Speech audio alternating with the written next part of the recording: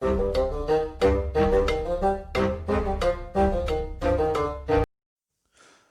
and welcome to the Ridiculous. I'm the Monk, and today we are doing a review for Football Manager 2021.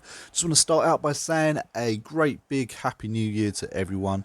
This is the first review of the year, so I figured why not kick it off with a good one. So Football Manager 2021 is a football management simulation video game. Really cannot be more direct than that, because that's exactly what this game is. Published by Sega and developed by Sport Interactive. So it currently set you back at $29.99. It isn't a full price game, which is really lovely to see. It is on the PC, and for the first time in over a decade, it's actually on a console. Kind of crazy. It's on the Switch and it's on the Xbox family as well. PlayStation apparently didn't send something back in the paperwork wise, and they missed out on getting this, which I think is a real shame. I think that Football Manager is an iconic game.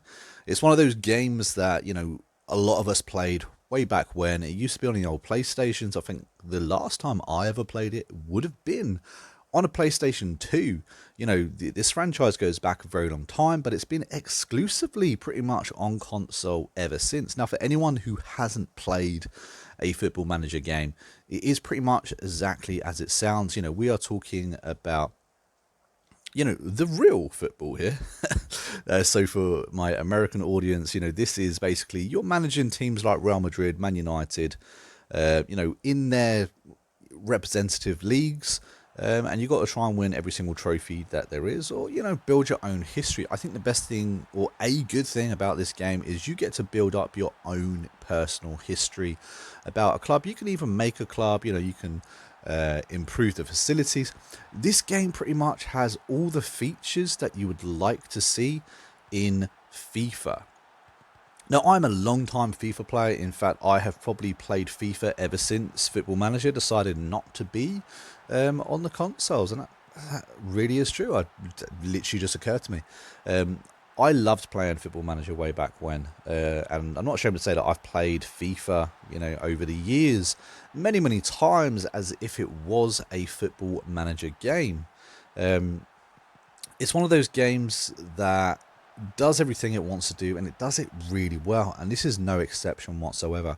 I personally was a little bit worried about how this game would perform on the Xbox. It's a reason why I didn't get this game before Christmas, is because I recently upgraded to the Xbox Series S. Obviously that's got better performance than the original Xbox that I was actually running in the first place. And, after a tweaking a few times and watching a few videos on YouTube, it seems that the Series S actually outperforms a lot of PCs when it comes to actually managing this game. Now, I've managed to have seasons where I've got 10 leagues, within my teams. And we are talking about thousands and thousands of players within the database, for the game to be managing, and, every second. The more leagues you have, the slower performance you're supposed to get. But I've had 10 leagues with no performance issues whatsoever. It's run incredibly smoothly. It's been a real pleasure to actually play. I would recommend playing this game with some kind of other thing in the background. This game has very little when it comes to audio. This is really, a visuals and the tactics game, and the visuals aren't all that either. But this is a very, very in-depth manager simulation game. There is a learning curve. There is quite a few things. This is not the friendliest approach to management that you can probably get. If you want a friendly management game, then I guess stick to FIFA Career Mode.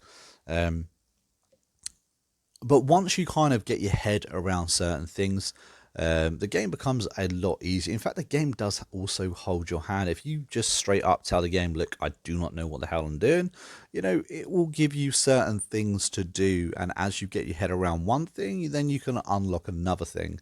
And very, very slowly, build up to fully unlocking and fully experiencing the full version of this game. Now, I personally have just completed I think 3 seasons as Man United, having won pretty much everything, and I've also done 3 seasons starting up my own brand new club. Getting them from Division 2 up to the Championship. You can actually start in the non-leagues, which I find really interesting. That's something that I haven't seen in a football game for a very long time. You can actually create your own brand new team, put them in the non-leagues, and then have them then get promoted to to be professionals and stuff like that. It's a really interesting game. It's really in depth as well. There's a lot of features in this game which I was actually surprised about, discovering upon playing this game. I knew what Football Manager was. I've played it a very long time ago. Admittedly, I haven't played it for 10 years, but they've definitely improved upon the last time me playing this game. So I'm really grateful to actually finally have picked up this game. Like I said, this game isn't full price. It's only $29.99, and I think it's fully worth that value as well. I can see many more hours played on this game, and like I said, for the price, it is got to be worth the money. I think it's one of the things I quite like about FIFA is the fact that it comes with its own soundtracks and music. It gives you something to do while you're just chilling, and I think this game does lack that. Like I said, there is a lot of information on your screen. A lot of things to go through, and so you can see how maybe the game's lacking a little bit. Maybe just a little bit of background noise would help. But I've thoroughly enjoyed this game. Especially on Xbox, it doesn't really seem to be dulled down in any way. I was really worried that the PC would have a lot of different versions, a lot more features than the console itself. And yeah, admittedly, I think that the PC does have a few more features than console. But what I saw, I was very impressed with. I don't think I could have really handled too many more features and too many more tabs, to be honest with you. But it is quite smooth going through them all.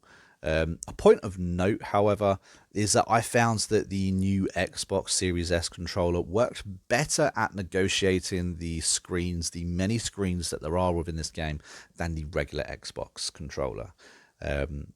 Maybe you guys have got similar thoughts to that yourselves. So I'm going to give this game a 7 out of 10, which is a great way to start off the new year. This is the first review of the new year as well, of 2021. So yeah, 7 out of 10 from me. I would highly recommend picking this game up, giving it a go, especially if you like those sort of games. For me, like I said, this seems to be everything I wanted in career mode in FIFA, minus the actual FIFA. So I'm very happy with this game. I hope you guys are too. If you got any thoughts or any questions about this game, maybe you've played it yourself and you found a few things that maybe I haven't mentioned, pop them down in the comments, and I will do my very best to get back to each and every one of you. Anyway, guys, I have been the Monk. We've been the Critically Clueless, and I will see you in the next review. Catch you later.